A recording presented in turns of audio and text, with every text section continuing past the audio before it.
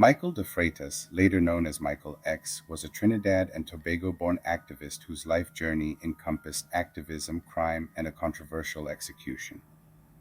Born on August 17, 1933, in Belmont, Port of Spain, Trinidad and Tobago, Michael de Freitas was the son of a Barbadian mother and a Portuguese father from St. Kitts. Raised primarily by his mother, he faced challenges in his youth, leading to his expulsion from school at 14. In 1957, seeking new opportunities, de Freitas immigrated to the United Kingdom, settling in London.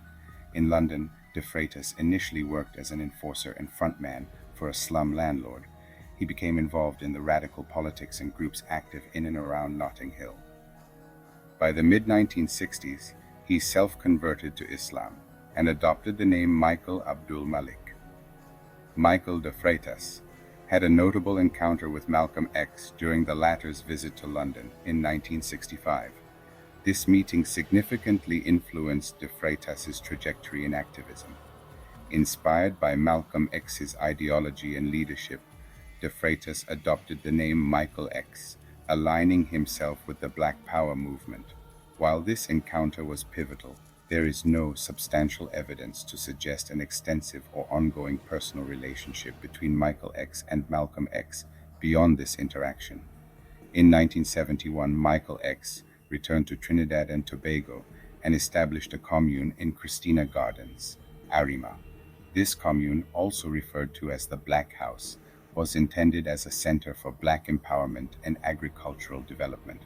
On January 2, 1972, Gail Ann Benson, a 27-year-old British visitor and daughter of former Conservative MP Leonard Plugg, was murdered at the commune.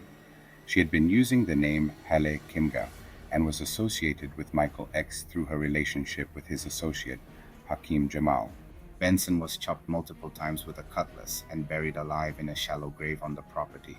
Subsequently, on February 22, 1972, the body of Joseph Skerritt, a 24-year-old barber and cousin of Michael X, was discovered in another shallow grave at the commune. Skerritt had been a member of Michael X's Black Liberation Army and was killed for allegedly refusing orders to attack a local police station. His body was found with his throat slashed and buried under a bed of lettuce. At the time of the discoveries, Michael X and his family were in Guyana, having left Trinidad after receiving an eviction notice for the commune property.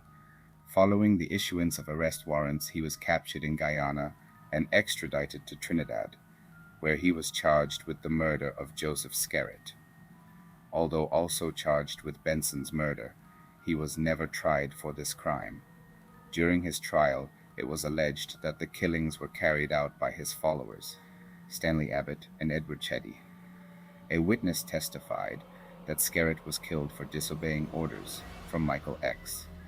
Michael X was found guilty of Skerritt's murder and sentenced to death. Despite international pleas for clemency, he was executed by hanging on May 16, 1975, at the Port of Spain Royal Jail. Michael X's life has been the subject of various books and articles, reflecting on his complex legacy as both a civil rights activist and a convicted murderer. His story serves as a reminder of the turbulent times during which he lived and the challenges faced by those involved in radical movements. The commune's establishment and the subsequent murders significantly tarnished Michael X's reputation, leading to his downfall and marking a dark chapter in Trinidad and Tobago's history. Thanks for watching Calypso to Zess. Don't forget to like, subscribe, and hit the notification bell for more stories that shape our history and culture.